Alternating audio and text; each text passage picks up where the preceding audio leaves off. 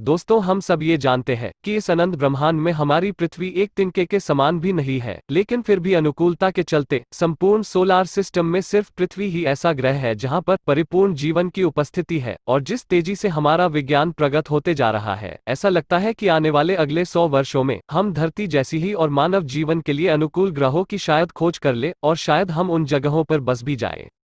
लेकिन अभी के लिए हमारे पास ऐसा कोई संसाधन उपलब्ध नहीं है जिसके इस्तेमाल से हम इतनी दूरी को तय कर पाए। मैं ऐसा इसलिए कह रहा हूं क्योंकि आप तो जानते ही हैं कि हमारे ही सौर मंडल में ग्रहों की दूरी इतनी ज्यादा है कि हमारा वहां तक पहुंचना मुश्किल है। पर विज्ञान की प्रगति के साथ शायद इंटर गैलेक्सी ट्रैवल हमारे लिए दूर नहीं, जब हम कम से कम समय में ग्रहों की दूरी को तय करने में सफल हो जाए।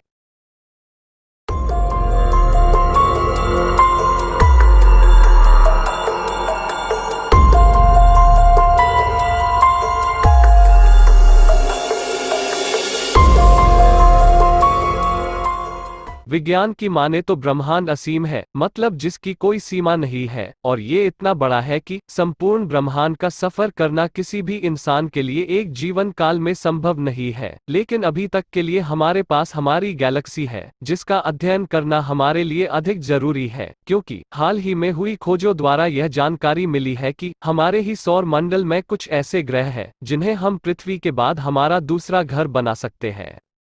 जी हाँ, आपने सही सुना, हमारे ही सौर मंडल में। दोस्तों, आप जानते ही है कि हमने चांद और मंगल पर अपने अस्तित्व की पहले ही छाप छोड़ रखी है, और हमारे साइंटिस्ट पिछले कुछ दशकों से इनके बारे में जानकारी इकट्ठा कर रहे हैं, जिसके चलते हमने आज इनके बारे में बहुत सी खोजें की है। तो आज हम इन्हीं खोजों के बारे में बात करने वाले हैं, और हम जानेंगे हमारे निकटतम ग्रह मंगल के बारे में, जहां हम इंसान हमारा अगला बसेरा बसाने के विचार में है।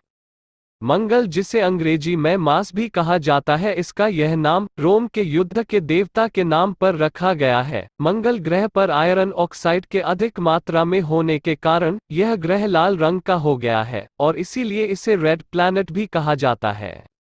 मंगल ग्रह के दो प्राकृतिक उपग्रह हैं, जिनके नाम फोबोस और डीमोस है, जो हमारे धरती के उपग्रह चांद की ही तरह मंगल ग्रह की प्रतिक्रमा कर रहे हैं। हाल ही में नासा JPL के मार्स ऑर्बिटर द्वारा मंगल की सतह पर कृमि जैसे एलियंस को देखा गया है। आपकी जानकारी के लिए बता दें, यह अंतरिक्ष यान पिछले 11 वर्षों से मंगल की परिक्रमा कर रहा है।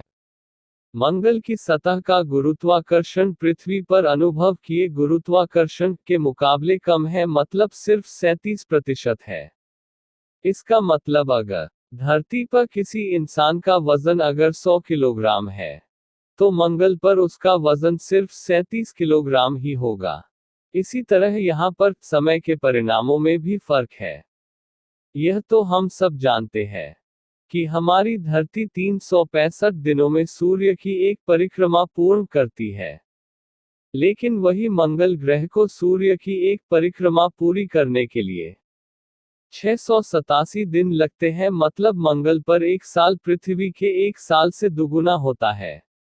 मंगल ग्रह का दिन भी पृथ्वी के मुकाबले थोड़ा ज्यादा है। जैसे हमारे समय के हिसाब से दिन 24 घंटे का होता है, वही मंगल पर एक दिन 24 घंटे 37 मिनट का होता है। और एक खास बात साइंटिस्ट को उसकी ओर आकर्षित करती है, जैसे मंगल ग्रह पर हवा, पानी, बर्फ और भूविज्ञान की एक प्रणाली है। अन्य शब्दों में, इसका एक वातावरण, एक जलमंडल, एक क्रायोस्फीयर और एक स्थलमंडल है। और क्या आपको पता है, सबसे पहले गैलीलियो द्वारा 1609 में एक मूल दूरबीन के साथ मंगल ग्रह का अवलोकन किया था। सबसे अच्छी बात यह है कि मंगल ग्रह को पृथ्वी की सतह से रात के समय नग्न आंखों के साथ देखा जा सकता है। क्या आप जानते हैं, सौरमंडल में सबसे लंबी और सबसे गहरी घाटी मंगल पर मौजूद है, जिसका नाम वैलर्स मैरिनरिस है, जिसकी अधिकतम लंबाई 4000 किलोमीटर है, और अधिकतम चौड़ाई 200 किलोमीटर है, और अधिकतम गहराई 7 किलोमीटर है। यह अब तक की खोजी गई सबसे बड़ी घाटी है।